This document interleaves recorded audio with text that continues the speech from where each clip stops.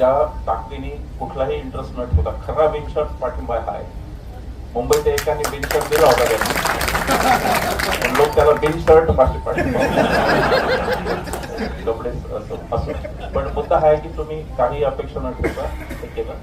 माझा अगदी म्हणजे ज्याला म्हणू की जवळच्या माणसाचा सल्ला असा आहे की आता विधानसभेला एक 15-20 मतदारसंघ चांगले तयार करा. आतापासून उमेदवारही ठरवा आणि आतापासून उमेदवारांना कामालाही लावा आणि महाविकास आघाडीकडे ती मागणी करता येईल.